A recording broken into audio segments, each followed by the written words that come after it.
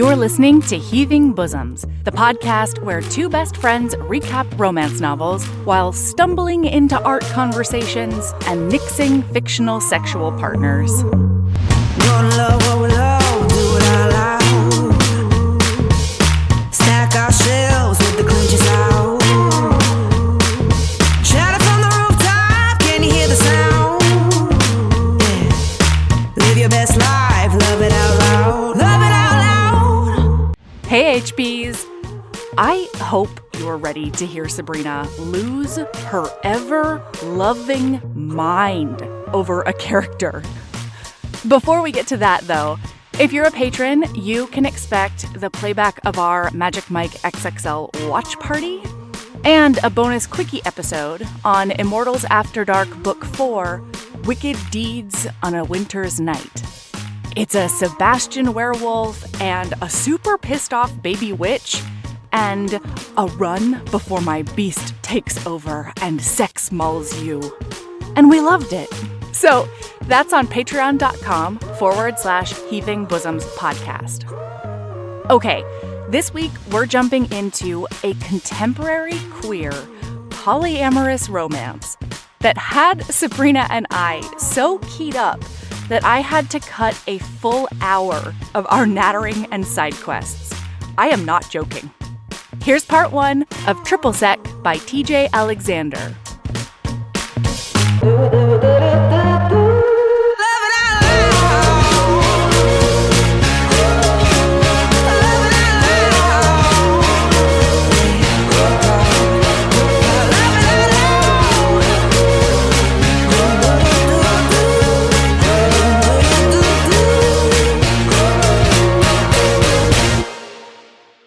Hey, Sabrina.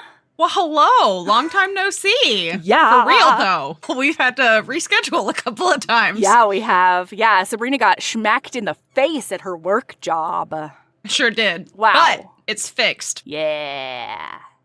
Hey, Mel, you know how I get got a lot by Facebook ads? Because, like, No, Facebook algorithm ads has their finger on my pulse, What? you know? Like, just fully a throat collar hand a situation. chokehold. Yep. Mm-hmm. You remember that Instagram video that I sent you the other day about that place in England, Fifield Manor? And it was that older lady, like, showing off the place and with, like, Gen Z slang. Yeah. And she kept really intensely saying, like, swag. Yes. Oh, wait, listener, can I just say that the only other video I remember Sabrina sending me around this time is this incredible musical dance about bisexuals. So I really didn't know where this was going. Bye, bye, bye. Bye, bye. I loved it. Oh, my God. We'll put both of these videos in the show notes. Yeah, we gotta. I'm in talks with that place. I'm about Great. to stay there for a couple of nights because of that lady saying swag. Really, like, beautiful British accent. Like, about this 880 gazillion year old fancy bed and breakfast that just happened to show up on my our algorithm, actually. Our algorithm. This is so cool. Look, it works sometimes. Make yourself a viral video, y'all. Yeah, make yourself. But the point of this is, like, usually I get got for like a $30, like, for $30 for like 12 books. Yeah. No, I'm about to get got for like several £100 to go stay at this fucking Airbnb. As you should, And, ma'am. like, Live your best life. I need to stay off social media. I'm gonna lose all of my money. Yeah, so I got got. You got hard. No, but the problem is what this means is Facebook ads had its finger on my pulse, and I'm pretty sure, like, I know that Instagram is, like, part of Facebook. Yeah, but, they like, chitter chat quite a bit. But, like, Instagram was still a little separate, right? Yeah. But it's not, it no longer is. Instagram is like, hey. Yeah, so we'll put a couple of I'm gonna find one of those videos. There's gonna be a bunch of videos in the show notes for you, listener, okay? Yeah, it's gonna be great. But yeah, I got got. So I'm gonna stay at a beautiful B&B when I'm in England next Sabrina, month. I cannot wait for you to make all of the reels and post all of the stories and show the HBs what living your best Instagram life is like. I I already have my outfits planned for the 2 nights that I'm staying at the P&P. Yes. I can't wait. There's like they're both floor length skirts, and like I'm gonna feel so Victorian. And like, so fancy. I don't know why I said Victorian. Like I know what Victorian means. I'm gonna feel so England times. That's the one. Yeah, you're too slutty to be Victorian. You know what I mean? Whoa! Hang on. I had a very valid conversation with I think Kate on Instagram where we were talking about how I think it's the Victorian, some kind of England times.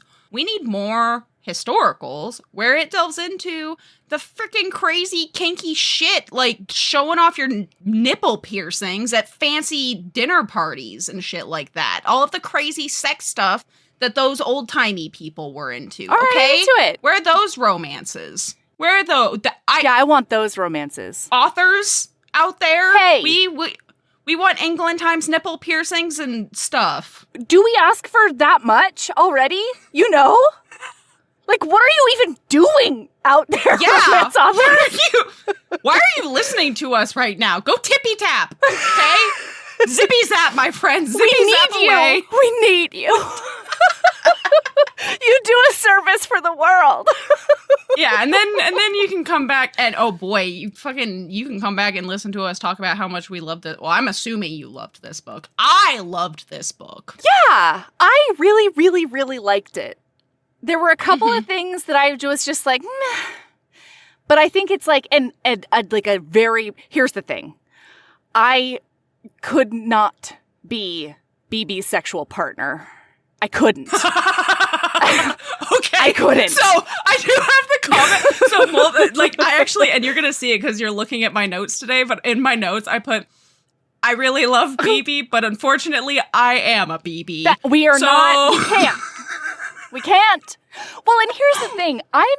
Okay, listener. She self-describes as a pillow princess.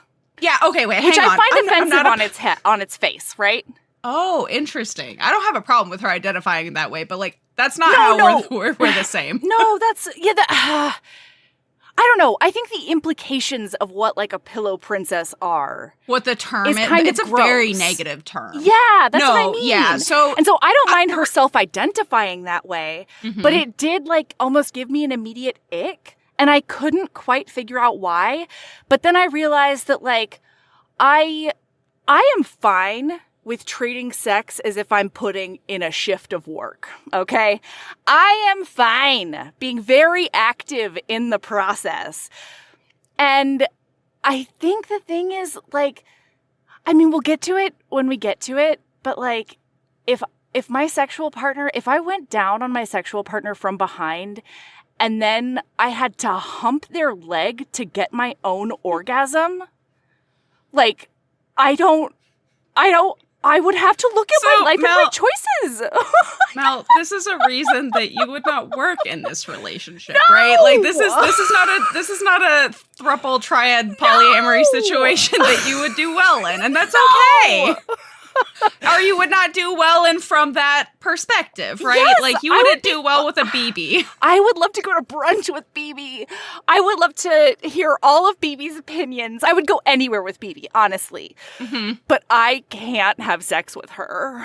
So what I'm hearing, in theory, potentially, maybe you don't feel the same way about Cade and Mel that I do. Oh, I feel pretty good about him. I feel pretty good about him. We're going to get to, Mel, you're going to actually be seeing my notes this time, and multiple times in the notes, I'm like, why? Like, we'll get there. But what is Cade anyway, doing? Where's Cade? Okay, listener. Okay, we're just gonna jump in. We gotta. Oh, so we're doing Triple Sec by T.J. Alexander. Yes. This book, we just chose this one. Oh, hang on. We have patrons to thank. Hi, patrons. Hello, I'm so gorgeous sorry. patrons. We got a little distracted by the two newest loves of our life, and our newest best friend. Although, oh no, I don't know that I could have sex with Mel either because the kink she finds. Like, her whole thing is, I want to be mean in bed, but mean specifically in, like, keeping things from people that they want. I don't know. I'm just saying. Dommy. I'm fine with Dommy. That's fine. No, I know, but like she's a certain flavor of dom. Yeah, like with Cade, it was so mean when she wouldn't. We can't. I have goosebumps right now, okay? We gotta move on, okay? We'll get there. Hello, beautiful patrons. Hey, thank you so much for being part of the Patreon. We really, really love and appreciate you. If you're not already, hey, get in that Discord. Everybody on Patreon is welcome on the Discord, and like, it's my happy place. It's incredible. I fucking love it in there. Some weeks I see Mel more in Discord than I see Mel over text. Yeah, that's true. All right. Hey, thanks and welcome to Mads and Bridget KM, To Janelba P and Jessica J, Yusra and Katie, Catherine O and Coda, Emily B and Benny. Mike and Ba K. Welcome. Thank you. We appreciate you. Come hang out with us. We have a lot of fun there. I hope you love it in there. And if you have suggestions, seriously, let some bitches know. Right now, we've decided that our next quasi deep dive is going to be the first 10 books in the Immortals After Dark series. Ish. We don't 10-ish. know exactly how many. Yeah. 10-ish. If we need to take a break, then we will, and then we might come back to it. We might not. Listen, it's got to be loosey-goosey in Patreon, you know? But we both got a simultaneous obsession with reading those books, and so we're doing quickies on them, and we're excited about it. Anyway, so yeah, that's what we're doing right now. And then you also get like roundup episodes. We do hangs. You get ad-free episodes over there. So yeah, come hang with us on Patreon. Yeah. All right, we're jumping right into this because otherwise, one, we're going to be here 18 hours. I already asked Mel. I was like, how the fuck are we going to keep this from being an 18-part episode? So Truly. This is Triple Sec by TJ Alexander, and I brought it to Mel because I was super excited about it. It has 2 female characters. It has a non-binary character, so it's like it's poly. extra queer and sapphic and poly, and it's not just like poly, they all come together. It is a previously existing poly couple. And it stays poly. It is still, like, by the end of the book, all of them are free to date other people outside of it. Because, like, that was what I was really excited about. Because, like, so I'm poly. And so this book was written so beautifully and wonderfully. I love that the HEA didn't end with a closed throuple. Yeah. And so, like, for example, in the Vienna Oniomo book that we did just for the cameras, it was definitely, like, a closed relationship at the end. They were a polyamorous relationship. They all loved each other, but it was them specific, and that's okay. And I loved that. It was beautiful. Same. And that's totally wonderful. But I can't think of a romance off the top of my head where it's very clear that they were open at the beginning and it's all still open at the end. Yeah, it's really gorgeous. It's really gorgeous. So we meet Melanie Sorrento. Oh wait, Sabrina. The dedication. Yeah, so the dedication acknowledgement is to all sluts everywhere, cheers. And so I did this book on audiobook. And when I heard that, I was like, well, hello. Hello there. They're talking to me. They're talking to me. And like, let me tell you, the narrator for this was like fantastic. Did you audio this? I assumed you did. Yeah. Okay. So anyway, Mel is a divorced lesbian at the moment. Explicitly lesbian. Explicitly. Yes, I loved it. And she's a bartender at like one of the hottest bars in New York City. It's called Terror and Virtue, which is a very hot name. I'm not going to lie to you. All right? Yeah. And so she's in like a rut in her life, you know, like she has a stable bartending gig. She lives with her BFF after her divorce. He asked her to move into his rent-stabilized apartment in the Lower East Side. And, like, I love him so much. And Daniel's very cute. Yeah, Daniel is a gay dude. And he is not explicitly poly for a while. Polyamory is so off of Mel's radar that because her best friend has like a quasi-regular dude, but then also hooks up with other dudes as well, she just assumes that his relationship with his partner isn't serious.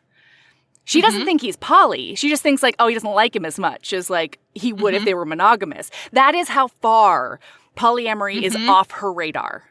Oh my gosh, I will say, so this entire book is single point of view. It's third person single point of view, and being in Mel's head was very interesting because I've never felt that way about other partner. And so it was interesting seeing that, right? Where somebody ends up in it, like their struggle with polyamory from somebody with that point of view. And I just thought it was very interesting being in Mel's head. Like she didn't quite understand it. Oh yeah. She was like, I just don't get it. Yeah. Yeah. I don't get it. What I did like though is that the struggle wasn't jealousy. They acknowledge that jealousy exists. She acknowledges that it's a little bit weird for her. She doesn't know how to act around BB's wife, but they're never overtly jealous of each other. And like that jealousy is not the conflict at all. Well, specifically, they never know what to call the person they get with. Her name's BB. Yeah. They don't never know what to call BB's wife. Yeah. They're like, co-worker, associate. Kissing associate. Yep. I don't know. It's so cute. So Mel is working, and then this beautiful, like, curvy brunette walks. Vivacious. No, she is a blonde. She is vivacious. She is flirting with her. And Mel's like, oh, am I going to, like, I don't go home with people, but, like, I might. It's time to get back on the horse, and I might go home with that one. But explicitly for a one-night stand. Because she doesn't believe in love anymore, all right? She's broken. She's broken. She's a Sebastian. Yes. She's a sad, broken boy. Yeah. Like, oh, God, going into this, knowing that this was going to end up. Okay, so, like, listener, I'm just going to tell you this, like, just so you're just giving you the heads up. Because Mel and I both felt this way, apparently. We went into this book knowing it would become a triad, right? Right. And we knew that it would end literally so we meet BB. BB's adorable. Mel is like, oh, hell yeah. And then BB's like asking, BB's wife. Well, wait. BB's asking like if Mel wants to come to a dinner party at her house. And Mel's like, I work nights. And she's like, did I say dinner? I meant brunch. I'd love to have you over for brunch. Like unabashed, just asking her out, right? And then all of a sudden, BB's wife walks in and BB responds to them with just like a burst of effusive affection. Like she literally says like, darling, so cute. Oh, and like, so then Mel is like, wait, was she not flirting with me the whole time? Because her manner with Mel doesn't change once her wife gets there at all. She's still flirting with Mel. Confused. I mean, I don't super blame her. You know what I mean? Like, especially with her background. Like, polyamory is not off my radar. And I would still be really confused because you just can't assume with anyone, right? No, you can't. Especially since the wife is also, like, very stoic. Oh, my God. By the way, listener, so this is when we meet Cade. St. Cloud, BB's wife, and this is the moment that I felt deeply in love. Yeah. Okay. To be clear, it's been a while since I've read a book where I was like legitimately deeply like in a real world. If I met this person, I'd be like, oh my God, yeah, you are. Yeah, you would be a puddle. You'd be melting. I would melt. Also, like, I love BB. Again, like, great best friends. She and I are too similar in the excitable state, right? So, like, absolutely. we wouldn't work together. We would because, take over like, the whole There'd be no space. chill. No. There'd be no chill. There needs to be some chill, right? Yeah. Granted, there are a lot of things about Kate that we would struggle if we actually dated, right? Of course. I need a lot more reassurance. Yes. Softness, maybe. Yeah. I mean, once Cade knows the score, they are very soft. Hang on. Kate is harsh. Like, and it's not in a mean way. It's just in a very factual, blunt. Okay, that's fair. I need some baby bumpers, okay? I'm fragile. Yeah, I hear that. But anyway, it's going to be really clear this entire episode. I'm so sorry, listener. Let's describe these very sexy people for listener. Okay, so Mel is like a tall, thin, very tatted and pierced butch lesbian with her head's shaved. Her head is shaved. She's got really toned arms that both have sleeves on them. Okay. Multiple times BB talks about her forearms in a way that I found very appealing. Like, Mel is mouth-wateringly hot, right? And then BB. BB is this blonde. She's buxom. She's curvy. She's plump. She's got like perfectly tailored couture business attire. She wears like all of the bright colors and she matches that with her effusive personality. She is not afraid to ask for what she wants, but she also won't put pressure on anyone. And she is an employment lawyer by day and then just like a sexy vixen, you know, all the rest of the time. And then Cade. Oh, Cade is about the same height as Mel. Cade has loose copper curls. Yeah. And freckles. elfin features. And wears cable knit sweaters. And fun, funky skirts and outfits. And is super non-binary and androgynous and beautiful. And it seems like both Cade and BB have been rich their whole lives. Like, they don't know how to not be there's rich. no way. No. There's no way either of them have ever wondered where their next meal was coming from, right? Cade is an artist of the fine arts, okay? Cade's a sculptor. Cade does some sculpting, yeah. Later on, we see a copper press of some sort that Cade has made that somehow, when you know a little bit of their backstory, does represent them as a child without their mother. And this is why I don't understand fine art. Everything's fine. Oh my God. I was reading that scene. I was like, I'm a what? Mel. I don't get art. I'm so sorry. Listen, I appreciate it. It's nice. It's pretty. But like when early, oh my God, at the brunch they do, like Mel says yes. At the brunch they do, Mel is looking at one of their pieces and she's like, oh yeah, so what does it mean? And one of the other people is like, well, it's part of their love series. And she's like, ugh, like love is the most trite thing ever. And then she's like, well, what does it mean? And then BB says like, why don't we ask the artist? And then Cade goes, ugh, do not ask me to talk about my work. Oh, it's so much. Well, and specifically, Cade is like, I must not be very good at what I... By the way, you put way more emotion into that than Cade would have, right? Like, That's Cade fair. is like very, very... Very level, stoic. Right? Cade very much would have been... Literally is like... Like, don't make me talk about my art. I must be not very good at what I do if I have to explain it. Yeah, if the art doesn't speak for itself, then I obviously have a long way to Cade, go. I'm Cade, so how sorry. the fuck am I supposed to Cade, know? It looks like a I knife. am neurodivergent as fuck. I need you to lay that shit out for me. No. That's why I don't get it. That's not a neurodivergence thing. No, fuck that. No. It is not literal enough. For me specifically. Like, I know for a fact that, like, it is not literal enough for me. Like, art, I don't get it. I need some description here, okay? I need you to explain bit for bit. I'm not gonna lie. The copper piece, I loved that one because BB explained it, right? That's BB what was I'm like, saying. this is the explanation. I was like, oh, but I was way more interested in that copper plating thing that science experiment that she was talking about. Yeah. Right? I was like, I mean, can I watch Kate do anything? But like, let me just sit in the corner, you know? Can I watch? So fucking creepy. I'm so sorry. I will tone it down.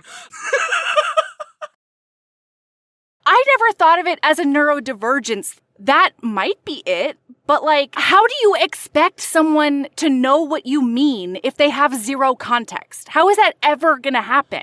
No, but there are some people. Okay, so when I was younger, I went to the Getty. I remember this so vividly. So I went to the Getty in Southern California, right? And there was bunch of like, beautiful. There was a bunch of art. And the person I was with, I don't remember who it was, but I remember this so vividly. It was this like sculpture thing. And they were describing all of these things that it evoked and like the thoughts that it brought forth and all of these. And they were so inspired by this piece of art. And they had all of these feelings about, and I was like, made of metal. And it's not geometric. When I was at the Getty, they had a bunch of really, really ancient fertility sculptures that I fucking loved. because it was just like a bunch of full-bodied lady torsos everywhere. And it was amazing. And that was very inspiring to me. But like, you know what? Here's the thing. Okay?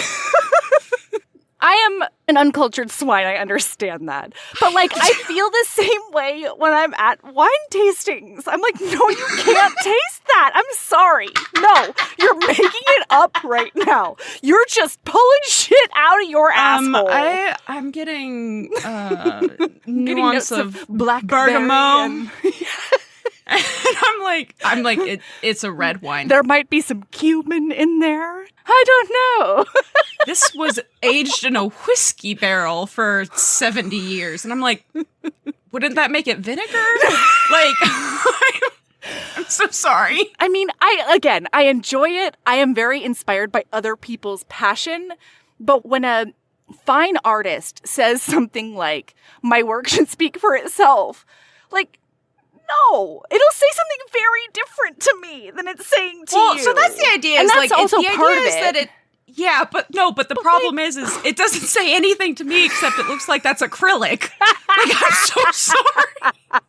Like, or like when people, oh my God, the worst is when, and this is obviously our very specific experiences with art, right?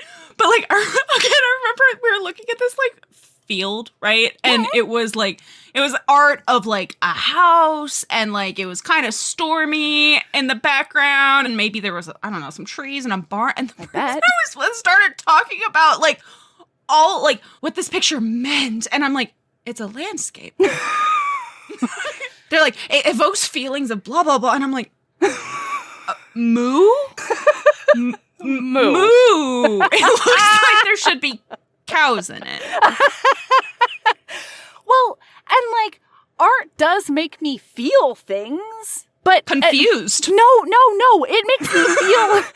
Art evokes shit from me, but I don't understand the notion that your art is going to say exactly what you want it to say, and like that is a measure of whether or not you are a good artist. If I get it without any context, without I definitely just like that doesn't make any sense to me, Cade. Like, cool it a tiny bit.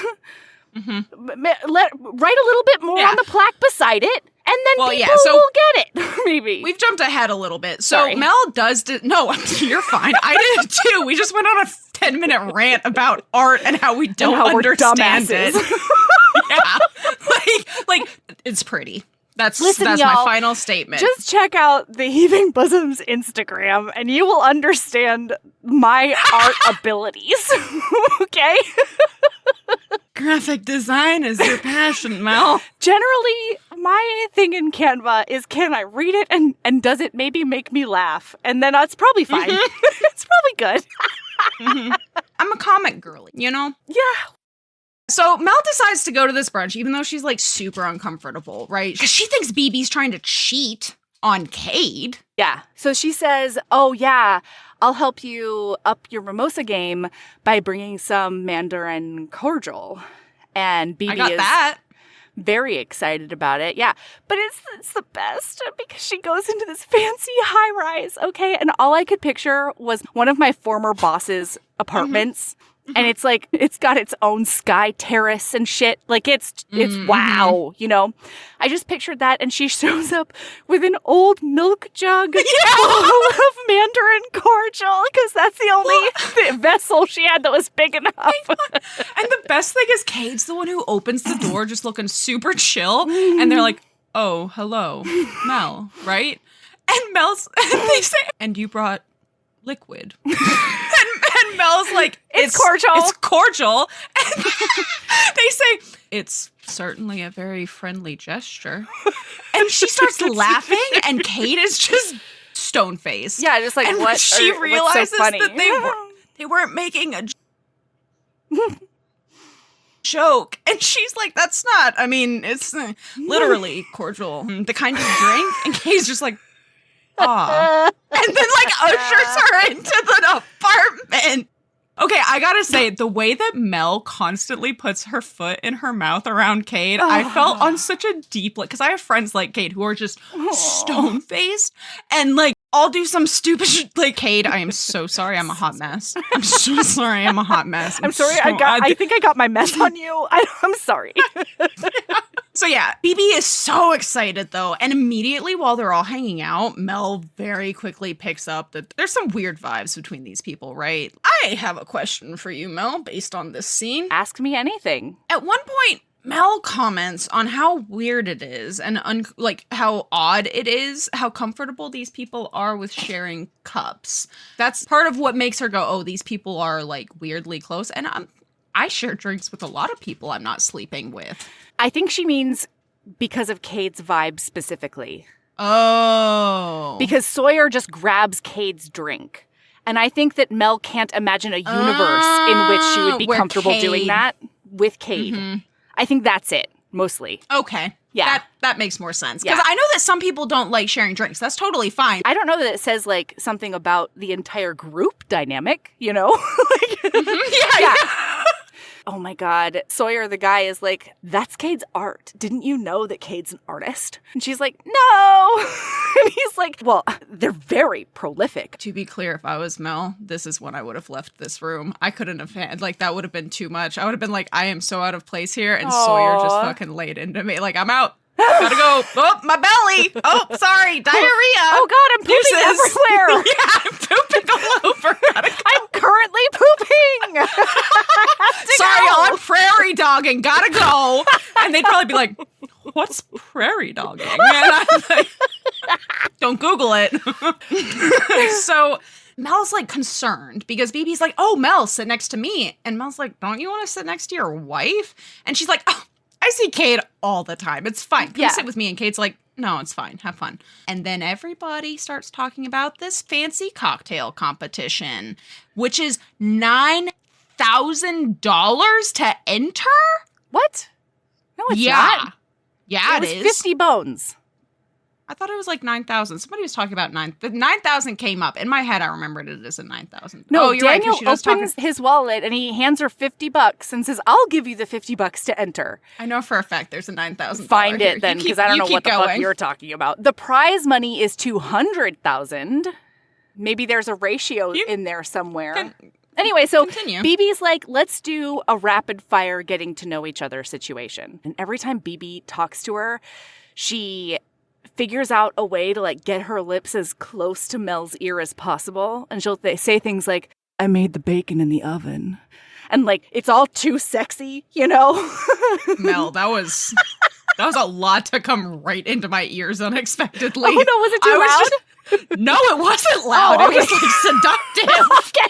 I just wasn't prepared for it. You're like over here talking, and I'm like half listening, looking for this thing, because I swear it was a thing. And then all of a sudden, it's like, oh. I'm like, what? I didn't know I was a Chewbacca pinup. That was a sexy growl. Thank you. Listen, I think Chewbacca pinup is a really nice compliment. That was you go up into somebody's ear and you're like, and then their panties drop. That's just how that works. No, it's that's science. Yeah. Stop it. Listener might be driving. How are they going to get their panties off? I'm so sorry. Somebody get a washcloth for them. Pull over. It's dangerous. By the way, I can't find it, so you're it's not in there, right. dude. There's a thing in here that wasn't just 200. They were just having rich people talk. It's fine. We wouldn't understand. Yeah. So now Mel says, it's amazing that you cooked all of this because I can't cook for shit. And BB's like, are you serious? Because you're such a mixologist. You'd think that would transfer. And she's like, no, it absolutely does not. And then BB says, domestication is overrated anyway. That's why I tend to collect feral strays. She looked across the table at Cade and winked. That's when my panties drop, okay? BB is smooth, okay? BB is so fucking smooth. Like, Quite. Wow. I wish I could have sex with her, you know. Golly.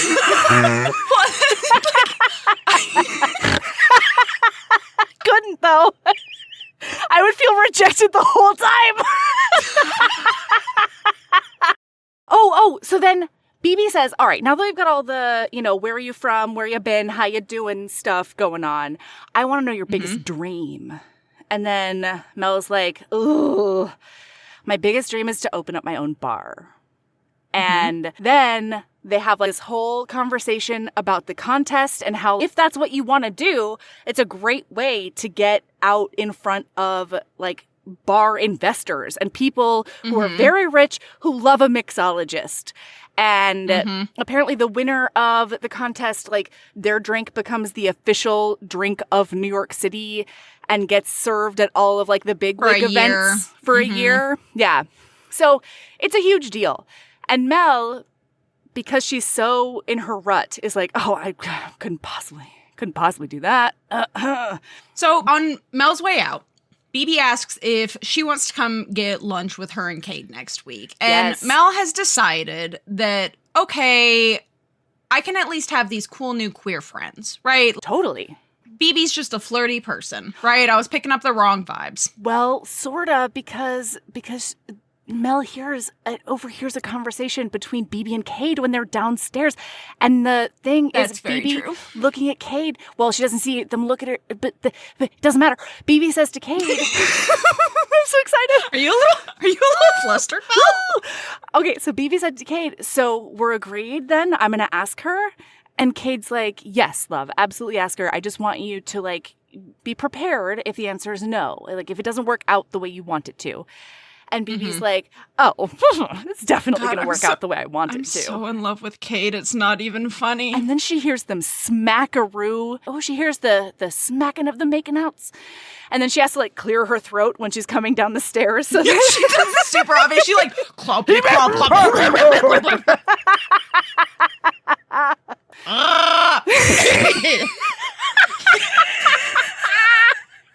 Etiquette, right?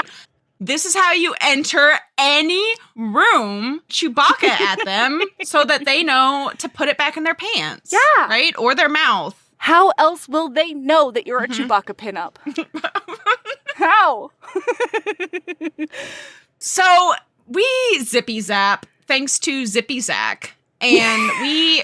Oh, no. Don't put it into my brain. That's all I'll be able to say. I've been plotting it ever since that started happening. I was like, I can't wait till the next time I say Zippies. Did we get into the sugar today? I think maybe. We got a motor, though. Holy shit. Yeah. So anyway, we zippy zap to the lunch. Date. No, or not date, but yeah, lunch. And they go to this Mediterranean restaurant. God, it sounds amazing. Sounded incredible. Yeah. And while they're there, she finds out that this restaurant is the first restaurant that BB and Cade went to on their first official date. And she's like, what do you mean official date? And finds out a little bit about their history. They've been together for 11 years officially, but they've been fucking around for a lot longer than that. And then BB says, but I'm here because I want to ask you out on a date. And she does literally spirit. I loved it. She goes into a full jazz pose. Yeah. So they find out that Mel is divorced at that time. And then BB's like, well, I'm glad you're single because the reason we are all here is that I want to ask you out on a date. And then Mel's like, Cade! Cade with their comically small teacup. Cade's just blank-faced again. My presence is merely to confirm my knowledge of the situation. Feel free to pretend I'm not even here. And then goes back to being very intent on the hummus and drinking out of their comically small teacup. And by the way, Cade is terrible at being a wall ornament because the entire rest of the conversation, they keep popping in with this dry wit. Commentary. Yeah. Yeah. And so, for example, Mel says, are you asking me out on, a friend? A date? And then BB goes, a real date. Cade and I are polyamorous, which for us means that sometimes we date people outside of our marriage, and I would like to take you out on a date as my date, who I would be dating if you wanted to go out on a date with me. And then Cade just murmurs, Extremely thorough love. And BB beamed at them. Thank you. I thought so. But also, while Mel is still like in shock, she's like, wait, you mean like as friends, right? And BB's like, no. And Kate says, I told you we should print up pamphlets. It would save all of us a lot of time. Like, the entire time. I love them. So I love them. Mel is basically like, I need some time. Let me think on this. Yeah. And to BB's eternal credit, which I could not possibly muster, she does not feel rejected at all. She says, I did say you could have time. And turns out I meant it without any emotional struggle whatsoever. So Mel's like boggling over this in her head, right? And she thinks to herself, of all the things she had considered might happen this afternoon, being propositioned by one half of a poly couple was not one of them. It sure beat the hell out of being invited to participate in a multi-level marketing scam. She had a healthy distrust of patterned leggings. Absolutely. This book was so funny, but not like slapstick comedy. No. It is just delightful. It's just clever. Yeah. Yeah, it's clever. Yeah. So anyway, Mel does look at Cade and they say, so are you sure you're good with this? You're totally good with this. And Cade's like, yeah, the arrangement makes us both happy, much happier than we would be if we were strictly monogamous. So yes, I am totally fine. The emphasis made it sound like this was the first time such a plebeian word had passed their lips. And then Mel's like, wait, so like just to confirm, you're not looking for a threesome sandwich with some Mel meat? And Cade's face didn't move a muscle, though their faint distaste at the phrasing was palpable via the tilt of their head. And I saw that scene. I saw that stone-faced motherfucker Vivid. just merp. What are you doing? Yeah, so she's going to have time to think about it, and they're fine with that. She goes home and tells Daniel about this, and Daniel had said it in the beginning when Mel first came to him. He was like, well, maybe they're like open. Maybe it's like a poly relate. And literally Mel was like, oh my God, Daniel's never going to shut up about the fact that he was right. And guess what? Daniel didn't. Daniel was so fucking happy. Oh, this is when Mel finds out that Daniel's in a relationship with his partner. Yeah, and she still doesn't take it seriously. I was so freaking annoyed with her about it. Absolutely. Ugh. But anyway, so a couple of important things happen. First, she decides to enter that competition. Second, she texts BB that she'd like to go on a date with her, and they come up with their rules. Bold. Guidelines for poly living with BB and Mel. Later on, I was a little mad about this. I was also mad about some of the modifications to rules, so I'm curious to hear your thoughts. Interesting. Yeah. 1, communication is everything. 2, by the way, the only reason I'm even reading all of these out loud right now specifically is I don't know how many of our listeners, I don't know what the statistic is, right, for our listeners who are familiar with polyamory, right? Okay, yeah. But actually, this is a great example because this is a very specific flavor of polyamory, right? Okay. Because they're not starting as a throuple. So, like, for example, just for the cameras, it's very clear from the beginning. They all have their own interactions, but this is a triad. Yes. This is not. And so polyamory, there's a lot of different flavors of it, but this is what from get-go, this seems to be what you would generally call like kitchen table polyamory, which means you are, so BB is the paramour to both of them. Okay. BB and Mel are paramours. Cade and BB are paramours because those are her two relationships. And then because of that, they have the hinge that is BB, and Cade and Mel are metamours. Okay. Right. And then They're basically associates. practicing. Yeah. I love it.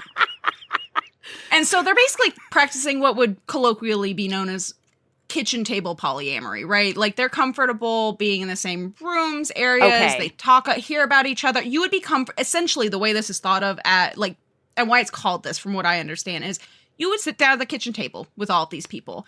Then there's like another kind called garden party polyamory is a very commonly used term. And basically it means like, it's not like you never interact with that person, but it's not kitchen table. You might see them at a garden party and it's fine, but they're not a part of your life. And then there's parallel polyamory, which would mean that Cade and Mel and there's never different interact. levels of parallel, but like, yeah, exactly. And there's even different flavors within those, but that's kind of the main three variations on it. So they're essentially jumping into a polyamorous relationship, right? Because ultimately, and not everybody feels this way, I do feel this way. Like, by me being in a relationship with that person who is also in a relationship with that other person, like, I am not directly in a relationship with that person, but we definitely affect each other, right? Of course. Like, some people don't think of it that way. I don't understand that. But, like, essentially it's a by proxy relationship with that person. So, yeah. One of the things you do, though, especially in polyamory, because with monogamy, and you can cut as much of this as you want, Mel. Sure. This is something that I have a lot of feelings about, because a lot of people have twisted views about polyamory. Yeah, so, absolutely. Essentially, the only difference, because people are like, well, you have to come up with all these rules for polyamory, blah. It sounds so hard. And so guess what? Monogamy has rules too. It's just that they are societally normal, quote unquote. Right.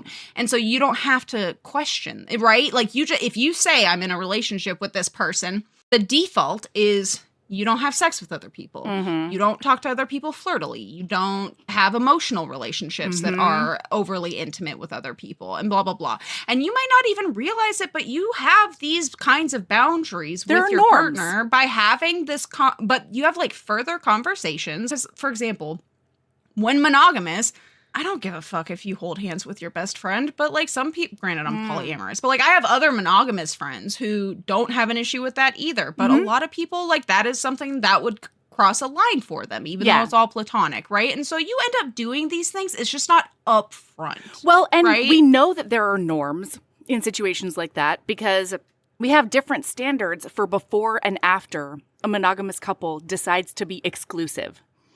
If you haven't had the explicit exclusive talk, then you can't really be mad at them for doing X, Y, and Z.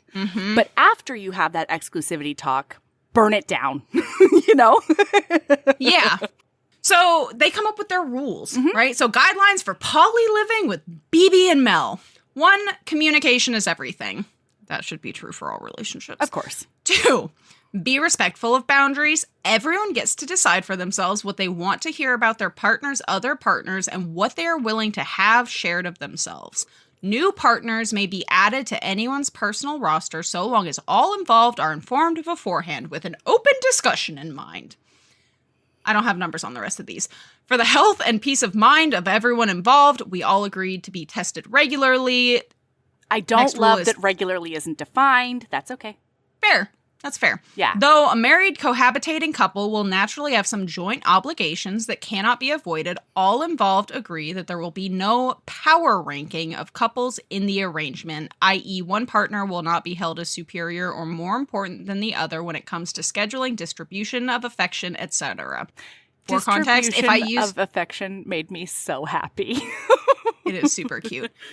By the way, listener, if I start talking about hierarchical, that's what that means is there's no hierarchy in their relationship. And because I knew walking into this episode, I was going to start throwing out terms. That's part of the reason I gave the little lesson, because I'm going to be throwing out terms that aren't in most people's vocabulary. Oh my God, listener, later on, Mel orders a bunch of different books on polyamory and is trying to figure out the terms. She's made herself flashcards, and like at one point, Daniel's like, okay, avoidant attachment style. And she's like, see, you guys have all, you have all the terms, you understand it. And like, I'm just like floating out here.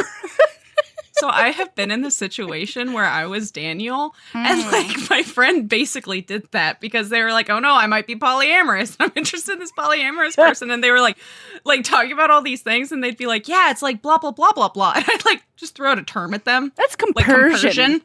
Yeah. Because they were like, I'm just so happy for her. And I was like, oh yeah, it's compersion. And they were like, what? Why do you know all these terms? And I was like, I welcome went to the lifestyle, school. my friend. Yeah, we had you didn't have that? Like sex ed, polyamory, Honestly, if only, we can't even get real anatomical phrasing out there. So anyway. Then we get some really specific rules. BB agrees to keep the arrangement with Mel casual as defined by. And this was wild to me. Sure. But that's a me thing. I think it's wild to BB too. Okay, so as defined by no commitments more than 3 weeks in the future, no use of the L word for any reason, and no endearments. Which, because BB is who BB is, she lawyers the shit out of Mel and is like, I give all of my paramours like one defining endearment. And Mel's like, well, I'm not going to answer to Cupcake, okay? And BB's like, well, what about Sweetheart? And she's like, okay, I will deal with Sweetheart, but no Sweetie, no Sweetums, no Sweetling. no sweet cheeks. Oh, God, Sweet Cheeks. Can you imagine somebody calling Mel Sweet Cheeks? Yeah. So anyway. Yeah. So then the rule is amended to no endearments except for Sweetheart. Variations on Sweetheart not permitted. Uh-huh. And now it's time for their first date. We do a little zippy zap. Look, it goes so well. It's amazing. Instead of going to like this speakeasy that Mel had planned, BB's like, no, I want to actually get to know you. If you don't really like that place, then let's go to somewhere that's important to you. And so Mel takes her to Sal's, which was so near and dear to my heart because it's like the last super cheap dive bar in New York City. And it's full of hockey fans and like everyone is too drunk and you get a shot and a beer at this place. That is all that's on the menu. Please and there's thank no you. cocktails here. No. Also, like, you don't get a beer on tap because, like, that the lines have not been cleaned since the Reagan administration, probably. It's a place where you should get bottled. Yes. And, like, don't go to the bathroom. Like, you should pee in the alley before you go to the bathroom. So this place is called Sal's, and, like, the description of it, I was like, I've definitely been there, and you don't go to the bathroom. You just go pee behind a dumpster because it's better. Yes, absolutely. So anyway, they have this talk about sexual personalities and BB's theory on sexual personalities. And that is that you are the exact opposite of what you are in real life. So for example, she is a high-powered lawyer. She makes all the decisions all day. In bed, she just wants to lay back and let you do what you want to her. Well, but before they go, Mel says, is this your roundabout way of telling me you're a bottom?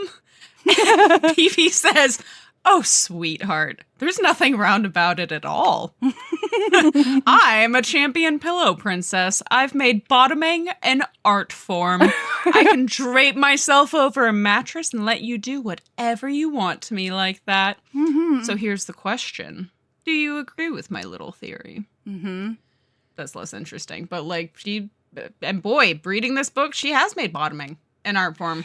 Yeah, she's good hot for as her. bottom. You know, wow. She does so great, does BB. It's, it's inspired, really. She's right about that. Anyway, so Mel is like, I'm just like dry as the Sahara over here. Cannot. So then Mel is like, well, I'm like naturally a service provider. Does that mean you think I'm like really selfish in bed? What? Wait, Sabrina has something to say.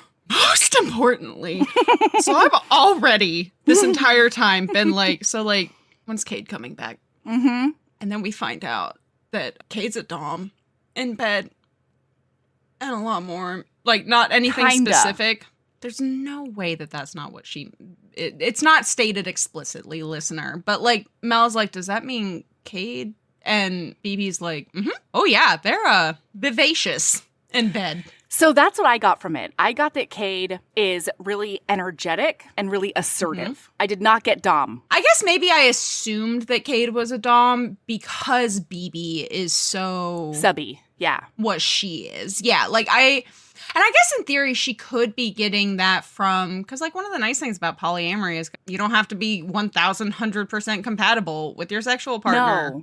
because I can go have another sexual partner who does fulfill that part of me. Yeah. So, you know what? I may have just been Sabrina just wants projecting this, all right? and hoping, okay, because my notes are literally all caps. Oh my God, Kate is a dominant. Like, so I was very excited, okay? I may have projected a little bit. That's fine. That's fine. Hopes. Then Mel says, so if I'm the consummate service worker in my real life, does that mean I'm supposed to be self-centered in bed?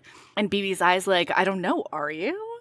And then Mel says, I don't think so. Like, at least I haven't been. And then BB says, would you like to try? And Mel's like, what, being inconsiderate? BB's like, sure. She's like, but that's a bad thing, especially in bed. Why would you want to sleep with a self-centered person? Mel felt like she might have torpedoed her chances with BB, but better hash things out honestly before getting too involved. Didn't you listen to my whole spiel? Sex is play acting. It's doing all the things you're not supposed to do, quote unquote. She made bunny ears with her fingers. It might be kind of fun to go off the rails. As long as we're both on board, I say hurrah. You could toss me around, use me, treat me like I'm a toy. The more I talk about it, the more I'm convinced. So BB's like, do you want to take this to someplace more comfortable? And Mel is like, let's just move absolutely. So, importantly, on the way out, we meet asshole Gary, who is an attorney that Blair is up against in a case right now. And the most important part is that he finds out that Mel, because Blair's BB. Blair is her first name. But BB is like, they can't blackmail me about the fact that I date other people because I'm not shy about it. I tell everybody about it. But we find out that Gary does find out some information from this interaction that does cause problems. Because Mel has seen him before at the bar, and they chat about that in this conversation. So now they go to a secret rooftop bar that is the speakeasy of poly queer folks in New York City. What a dream. What a fucking dream. Honestly. What a dream. So they go up to this closed bar top pool. Nobody's there, and it's a heated pool. In my head, it was heated. I don't know if it says it on page that it's heated. It definitely is, yeah. Okay, good. So they decide to go swimming in their undies. And then we have our first kiss. Because BB is like all touching up on Mel's arm and real close to her because she's admiring her tattoos, which like mood. And then Mel backs BB up against the ladder out of the pool and says, "You're the most gorgeous thing." And BB says, "I'm aware." Oh. And Mel, blood pumped through Mel's body. Everything with BB was so hot and wet and visceral. It made Mel feel powerful to be on the verge of kissing a woman as sexy, as self-assured as BB. It's so good. There's just something about the kiss is a hot. confident one. Yeah, this whole scene is great. So they have this like beautiful messy kiss, and then BB is like, "Hey, do you want to get out of the pool? Do you want to take this to dry land?" is what she says. I love it. So it's then cute. Mel just puts her on top of the bar, face down. Oh, hello. What? Hang on. No, we're not there yet. No, sure. Whoa. Sure. I'm so sorry. I'm so sorry. I have to hold all my horses. Wait.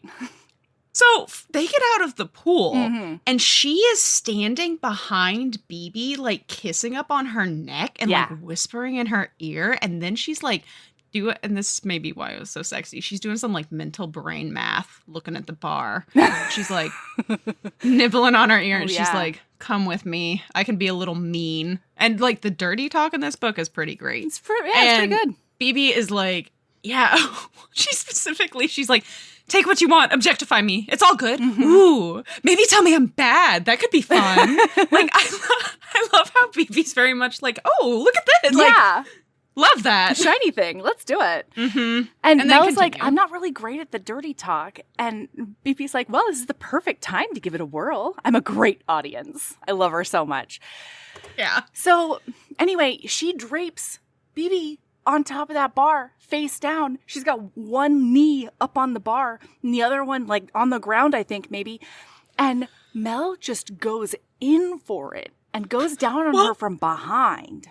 Yeah, because, like, BB is like, what do I get if I go along with this tawdry little idea of yours? And Mel says, you get what I give you, which is nothing if you're not good. And that she says that right after she spanks BB just a little bit. Just a little swat. Just a little bit. Just a little. Just a little warning, you know? So she's like, she doesn't even take off her panties because it's so erotic to see BB in just her underwear. And so she just moves the gusset and goes to town like a champ. Yeah. Oh my God, at one point when she's about to put her fingers in, BB pushes her ass back and she's like, yes, give me those hands. And then Mel says greedy and spanks her thigh. All of this was so hot and I was so into it, okay? Yeah. I was so into it. And then she like crowds up against BB and leans over her naked back. And then she says, are you done being difficult? You going to be good for me? Be good and come for me. And it's incredible. And here's where I lost it, okay? Because BB is spent, okay? She's almost passed out on the bar. And BB's like, go ahead. Like, do whatever you want.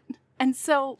Well, hang on. Whoa. Okay, I'm going to tell this part of the scene because Mel wasn't into it. Please do. I'm going to mess it up. TMI, like, so the reason I understand this is, like, I get moves like this where, like, don't fuck with me. I'm just going to take care of myself using you, essentially. Oh, okay. Yeah. And so she basically takes BB and she's like, there you go. You relax and let me do what I want. And BB says, go ahead. It's not like I could stop you in the state that I'm in. And Mel loves it. And so she basically just uses BB to grind on and is just going at it. And she was having so much fun going down on BB that she hadn't realized how close she was to the edge. Yeah. And so she just comes like a freight train. And she's on surprised BB's leg. It's usually hard for her to come. So this is like a really incredible sexual experience for her. I just could not understand it. Yeah, and that's okay. So, we zippy zap, right? Yeah. They had a great time that night. And Mel is super in her feelings. She's like terrified because of the way she feels about BB. She's like, oh my God, I have never done anything casual like this before. Because we find out later that Lynn was her first everything. And she makes a comment about like, what a fucking lesbian thing. Right. That I fucking married the woman. I met at 17. And had sex with for the first time, and then we U-hauled and shacked up and got married at 21. And I spent my entire 20s paying off the credit cards for the farmhouse wedding she insisted on. And like she was talking about like what a lesbian stereotype, and I was like, I mean, you're not wrong. Not gonna say that that's a lot of lesbians I know, but like I'm also not gonna say that's not most of the lesbians that I know, you know? So throughout all of this, we're seeing like scenes of them living and going on dates and stuff, but we're also seeing scenes of her trying out different like cocktail things because she's still trying to work toward this cocktail competition. She's like making special apple compote or something at her restaurant so that she can put it into a really sturdy bourbon. Okay. I don't know. There was like a lot of cooking and stewing stuff. These are science cocktails, okay? She's a mixologist. She's an alcohol scientist. And I am just a lady in the world. I'm just a lady who spent a lot of her early 20s drunk. You know, I'm not worried about that apple infused bourbon. Unless it's jalapeno vodka, I'm probably not going to pick up the notes. You know, I just need a $2 Mickey's, a shot of Jameson, and a pickleback, and we are good, okay? Oh my God, we sound so trashy. And it's like, not wrong. You know? No, it's not. Like, that was my go-to. If it wasn't $2 Tuesday where you got double well drinks, or it wasn't $5 pitcher Thursday where you got a pitcher for $5, and then it was a $2 Mickey's and a shot of Jameson with a pickleback. Because guess what? That's what got you there, okay? That's fair enough. I was more of a I'm not a bourbon terror rocks and girl. virtue. Yeah. I was more of a bourbon rocks, you know, or like See, something that's similar. classy though. Is it? I got bourbon on the rock. Yeah, like classy. You can Actually, can go Jameson into, too. Jameson on the rocks, quite a bit. And let me say, there's a big difference between can I get a Jameson on the rocks and can I get a shot of Jameson with a pickleback, please? Those are two. You can do one of those at Terror and Virtue, right? And one of and that does not involve pickles. Okay. That's fair. Well, so listen, I just have a clumsy palate is really what it boils down to, you know? Michael pegged me with my clumsy palate a long time ago, so if it's not garlic and salt, then like maybe shove a jalapeno in there and I'll get it, you know? Like, I'll understand. have you ever had jalapeno vodka? Yeah. There's this place in Jersey City that used to do all infused vodkas. And so we would go and we would get like, you know, we would choose a vodka and like all do martinis of it. And whew, good stuff. One of them was jalapeno vodka and it was magical. Anyway, so now they're on a date. And as they're walking through the city, BB's like, I have a weird idea and you don't have to be into it at all. We could either go to one of our places and bone down real hard, or we could go to Cade's gallery opening if you wanted. And Mel is horrified that Cade's wife is not at their gallery opening. She's like, what are you talking about? And BB's like, oh no, they have gallery openings like all the time. I couldn't possibly be at all of them. And Cade doesn't have time for me at them anyway, but let's go. Well, and also specifically, Cade didn't have an issue with it because they're like, I know it's hard for you and Mel to find time together. Don't worry about it. Cade. And I just another reason to be madly in love with Cade. I mean, you know? honestly. Like, there's just not many reasons not to be madly in love with Cade, right? Quite, yeah. So this is where we see that, like, the copper stamp etching. Is an etching is what Stamping. it is. Mm-hmm. And it does stuff that talks about our childhood and estrangement from your mother. So anyway, more importantly, the part that Mel and I understood involved alcohol, apparently. Well, no, and it involved being a hot mess. This poor thing. But also being on a date. Like, I've never felt more seen than Mel being on a date, seeing somebody else struggle at something that, like, is no problem for you, and you're like, you're like, hang on, I'm gonna need you to pause. I'll come back to you. I'm gonna go take care of this sad piece of shit. Yeah, real quick. no, and yeah, I felt the same way. Because guess what? I've been that sad piece of shit, so I'm gonna help that sad piece of shit if I can. Absolutely. So this girl, like, drops 4 bottles of wine, and she's, like, crying, and she's obviously exhausted. And so Mel goes over and gets down at her level and helps her clean up. And she's like, here's what's gonna happen. You are going to take a 20. You are going to go do whatever you need to do to, like, pull yourself together. Take a minute, get a bagel, have a cigarette, like, whatever you need to do, go do it. Mm-hmm. I'm going to handle the bar, and then you can come back. And she's like, what? No, my company would fire me. And Mel's like, those pieces of shit did not give you any backup whatsoever, and they're not here. So I'm going to take care of it. And, like, what's the worst that can happen? Am I going to make off with the bar? Like, with this shitty wine? Yeah, with this Mel's internal monologue about alcohol. This entire book is so funny. Yeah, it's so good. And so this girl, like, crumples, and she's like, thank you so much. And she leaves. Mel handles the whole bar, and then she looks up, and what? She looks up, and Cade walks up looking like a goddamn snack. Like a dreamboat. Cade is wearing fuchsia eyeliner, a sleeveless black jumpsuit, and a frown.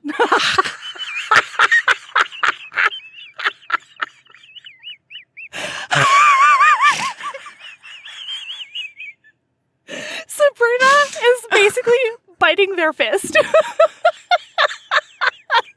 I felt so guilty at this point in the book because, like, I was so aware.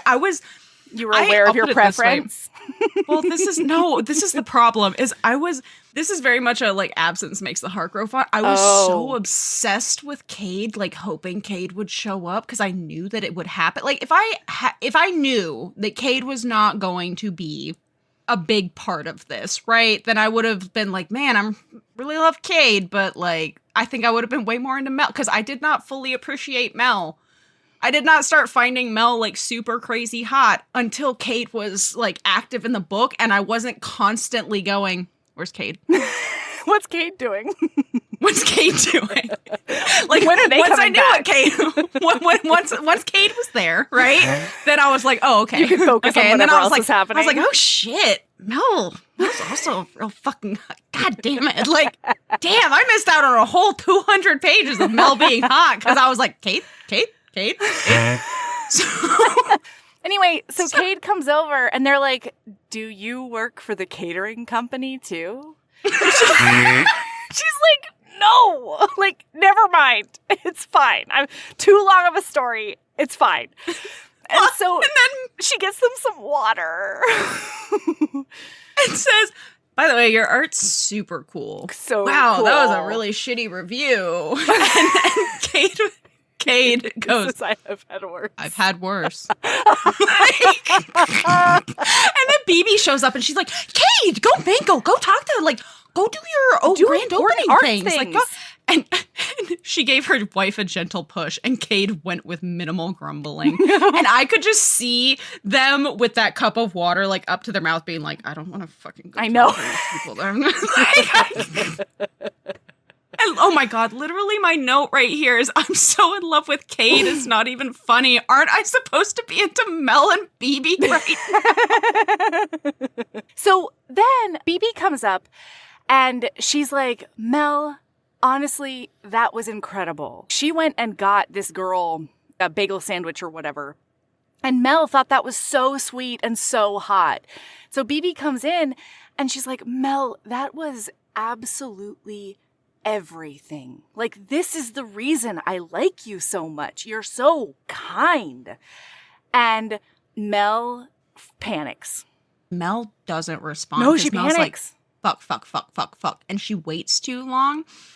Because the mood she is gone. wants to tell BB that she really likes her back, but that would sort of break the rule, and she's meant to keep it casual, and, like, that was her idea, and then it's too long, and, like, now BB thinks she hates her, maybe. Who knows? Probably not, though. Which, Mel, or BB, like, but I was both of them in this moment. Yeah. So we zippy zap. Mel finds out that Terra and Virtue is being bought by some hospitality group, and she's like, fuck, we're gonna go downhill from here. Like, I need to start figuring my shit out. And she feels really bad that, like, she did that to BB. They haven't spoken in a couple of days, and it's getting weird. She doesn't know what to do.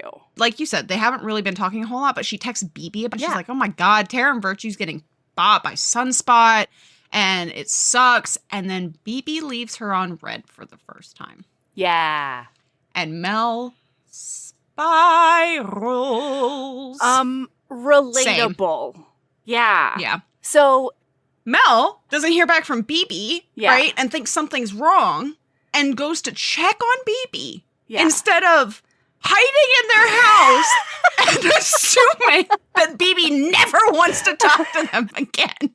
Specifically because this is after the scenario where BB says, I like you so much. Oh, God. And I fucked up. Accidentally rejected you? You would have to drag my dead corpse to the door. That is the only way that I would show up at that door unannounced. Is somebody else dragging my lifeless body. That's or, like, fair. knocking me out. Yeah, okay. Like, Yeah. Immediately, though, the minute BB wasn't responding, You Sherlock Holmes it? Holmes this so fucking hard. Because the I did minute not. BB didn't respond to that text, I was like, oh my God, I know exactly what happened here. Mm-hmm. And I was fucking right. Yeah, you was were. right. So BB comes to the door and she's like, oh my God, Mel. Oh yeah, it's Monday. Did we have plans and I forgot? And Mel's like, no, I just wanted to see if you were alive. Cause like we haven't spoken in a minute. And BB's like, oh yeah, I'm so sorry. Come on in. And like the apartment is disheveled. There are papers everywhere. BB throws a bunch of papers into a drawer and then distracts her with sexy times. 2 red flags there, by the way. Continue. Yeah, exactly. And then Mel comes downstairs late at night because she's on a restaurant schedule, a bartender schedule. But Kate is down there lurking and drinking an herbal tea. In a mostly unbuttoned button down and spandex bike shorts, notably. I'm just if anybody was wondering. And we all were, you know. I knew that. So they have this talk. Is this the first time that I've been this unhinged about a character on yeah, pod? for sure. No, absolutely. We were close with Chris from Devon and Chris, but you are at another level. I can't. Okay, so they have a whole talk, and Kate is like, I just wanted to make sure things are okay with you and BB. And Mel's like, did she give you an indication things are not okay? And Kate's like, I mean, she's been a little weird. And Mel's like, yeah, I've sort of sensed the same thing. That's actually why I'm here unannounced. And I'll let you know if I find anything out. Yeah, and they had, this was such a real metamor conversation to have, where, because Cade and Mel haven't really interacted a whole lot. There's been a lot of rules and boundaries put in place with BB as Hinge, but, what can we talk about? That hasn't been discussed, right? And what's gossiping, oh my God. and what's breaking and it was, confidences. It was so fucking real.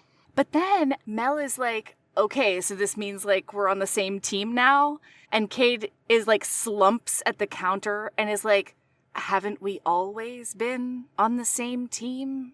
And she's like, oh no, I fucked that up too. Yeah, of course. And it was, and then Cade is like, okay, I'll leave you to it. I'm going to go, do the thing. And Cade says, help yourself to whatever you need. What's mine is yours. Ha! Good one, Mel said with a soft snort. Polyhumor. Cade just stared at her. Oh, right. They'd never stoop so low as to crack a joke. Which, pardon me, Mel, I got real defensive for Cade in that moment because I was like, Cade is very funny. Okay? Cade, you just don't Cade cracks understand them. A lot of jokes. You just can't notice where they are, So Mel decides to work on her drink. And when she's looking for a corkscrew, opens up a drawer and accidentally sees the paperwork that BB hid earlier. And the minute that happened, I was like, ka-chow. I was right. Yeah. Here's the thing, though. Later on, she tells BB, it's not like I went looking for it. And, that's true. That's accurate. But there was definitely a moment in which she opened the door, recognized it as a confidential law paper, and then was like, I told Cade I'd find some stuff out anyway, so I'm going to keep snooping. That's not okay. So we zippy zap. To the next morning. Yep. Mel has not slept.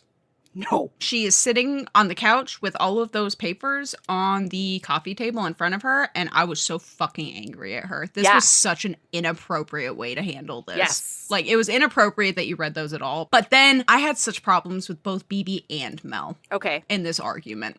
So BB realizes what happened immediately. She sees the paperwork on the table, and she's like, oh my God, you weren't supposed to know about that. And Mel's like, about the fact that you're getting blackmailed by Gary because I work for TNV and he represents Sunspot Group. And you're taking Sunspot to court in a class action lawsuit?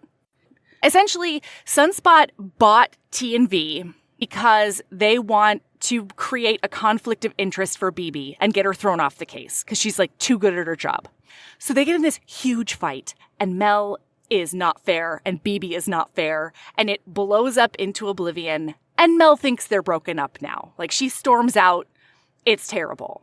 And so she is sad about it. They haven't talked in a couple of days. She's already talked to Daniel about it. Oh my God, we're over, and I'm so sad about it. Oh, also, just importantly, Mel got a text message from an unknown number. And it says, "This is Cade. Contact me if you want to talk. Ignore this if you don't." Because Cade's precious and sweet and wonderful. It's the best. So BB shows up while Mel's working and Mel's like, "I'm too busy to talk to you." And BB was like, "Well, I'll wait." And Mel's like, "You're going to be waiting a long time."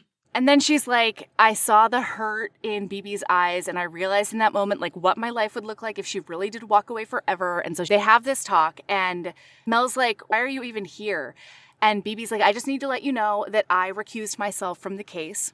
And then Mel's like, "Okay, so you recused yourself to get me back?" And then BB's like, "Are we broken up?" And Mel's like, "Aren't we?" And BB says, "Are you asking me? Because I think my answer would be very different from yours." Mm-hmm. And then they basically get to the point where BB's like, "No, it doesn't matter. I was being stubborn, but the standard is I need to recuse myself if I'm personally invested in the outcome. And I am unequivocally personally invested in you. And so, of course, that's going to fuck me up professionally." And then Mel says, "You sound like you're in love with me." And then BB sort of looks down and she goes, "You told me not to say anything. I'm trying to respect your wishes." And then Mel is like, "I'm in love with you too." And so now they're together and it's serious and they're going to redo the guidelines and they can use the L word now and it's encouraged for all the reasons. And then she decides to ask if Mel wants to go on a swimming trip. Nope. If Mel wants to go on a skiing trip.